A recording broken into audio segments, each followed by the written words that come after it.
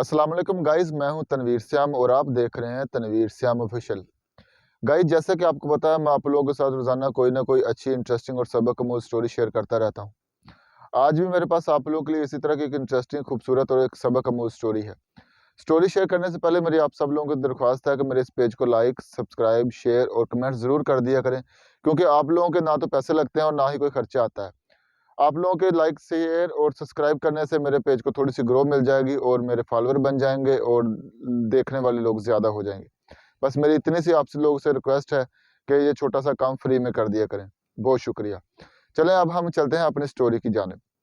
Story कुछ इस तरह से है कि एक गाँव में बहुत ही खूबसूरत और बापर्दा खातून रहती थी। उसकी डिमांड थी कि मैं उस शख्स से शादी करना चाहती हूँ जो मेरी पर्दगी का पूरा-पूरा ख़्याल रखे। आखिरकार एक नौजवान इस काम के लिए राज़ी हो जाता है और उन दोनों की शादी हो जाती है। वक़्त गुज़रने के साथ-साथ उनके यहाँ एक बेटा भी पैदा हो जाता है। मर्द एक दिन अपनी बीवी से बोलता है कि मैं खेतों में काम करता हूँ, खाना खाने के लिए मुझे घर आना पड़ता है और मेरा बहुत सारा टाइम ज़ाया होता है। तुम ऐसा किया करो कि खाना लेकर खेतों में मेरे पास पहुँच जाया करो। बीवी राज़ी हो जाती है। इसी दौरान वक़्त गुज़रता रहता है और एक और बेटा पैदा हो जाता है। अब वो अपनी बेगम से बोलता है कि अब हम लोगों को गुज़ारा करना मुश्किल हो गया है। तुम मेरे साथ खेतों में मेरा हाथ बटाया करो कि चलो हम अपने बच्चों की परवरिश अच्छी कर लें और हमारा गुज़ारा अच्छा हो जाए। वो इस अमल से अपनी बीवी को नीम पर्दगी की हालत में ले आता है। फिर वक़्त गुज़रता रहता है। वक़्त गुज़रने के साथ एक और बेटा पैदा हो जाता है। फिर वक़्त गुज़रता रहता है और औलाद जवान हो जाती है। जब औलाद जवान हो जाती है, तो एक दिन वैसे ही खामद जो है उसका शौहर बीवी का हँसना शुरू कर देता है। बीवी उससे हँसने की वजह पूछती है और वो बोलता है कि तुमने जो पर्दे का बोला था, आखिरकार आहिस्ता-आहिस्ता करके तुम उस पर्दगी से बाहर आ गई और लाइफ़ उसी तरह गुज़र रही है, कोई फ़र्क नहीं पड़ा। उसने बोला कि तुम ऐसे करो कि तुम एक कमरे में छुप जाओ, मैं तुम्हें पर्दगी का और बगैर पर्दे का मतलब समझाती हूँ। शौहर जो है वो एक कमरे में छुप जाता है, वो अपने बाल बखेरती है, अपनी हालत बिगाड़ती है, अपने कपड़ों को नोचती है और कमरे में रोना-चिल्लाना शुरू कर देती है। बड़ा बेटा आता है, उससे पूछता है कि आप क्यों रो रही हो? वो बोलती है तेरे बाप ने मुझे मारा है। जब वो ये सुनता है, उसको थोड़ा गुस्सा आता है, लेकिन अपनी माँ को समझाता है कि अगर आपको उसने मारा है, तो आपके साथ प्यार भी करता है, आपका ख़्याल भी रखता है, आपकी केयर भी करता है, सब कुछ करता है। वो अपनी माँ को समझा के चुप करा के चला जाता है।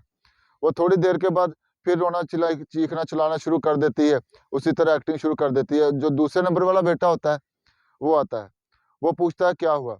वो भी उसी को इसी तरह बोलती है कि तेरे बाप ने मुझे मारा है, उसने मेरा ख़्याल नहीं रखा या मेरे कपड़े नोचे हैं या कुछ भी एक्टिंग में जो भी वो कर सकती है उसने अपने बेटे को बताया। वो थोड़ा-सा गुस्सा हुआ और अपनी माँ को समझा-बुझा कर चुप कराकर चला गया। फिर उसने तीसरे बेटे को ज़माया, फिर चीखना-चिल्लाना शुरू कर दिया। जब तीसरा बेटा आया उसने वजह पूछी, उसने बोला कि तेरे बाप ने मुझे मारा है, मेरे कपड़े फाड़े हैं और मेरे साथ ज़्यादती की है। वो बहुत गुस्से में आता है, वो बोलता है अभी मैं अपने बाप की खबर लेता हूँ।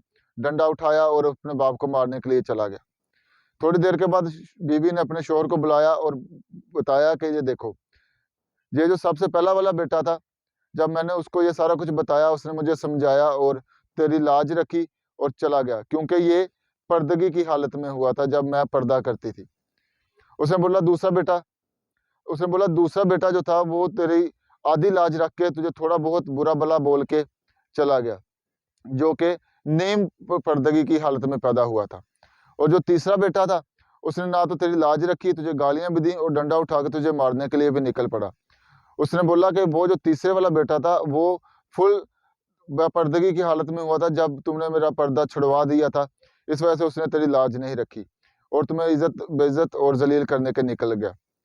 मेरी भी आप लोगों के साथ अपने ये जो दोस्त, भाई, अज़ीज़, बहनें मेरी ये वीडियो देख रही हैं, उनके लिए यही एक छोटा-सा इसमें मैसेज है कि पर्दा किया करें।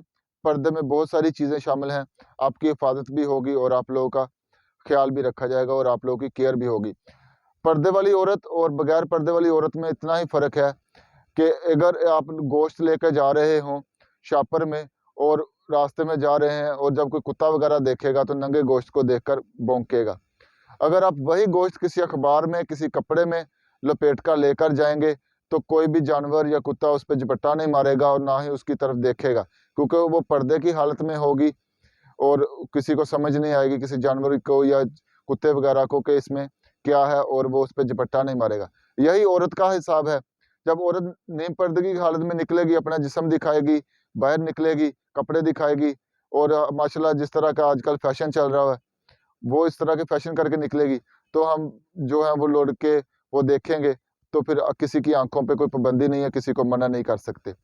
तो आप लोगों से बस मेरी इतनी सी दुआ है कि अपने आप को पर्दे की हालत में रखें और दूसरों को भी पर्दे की हालत में रहने दें।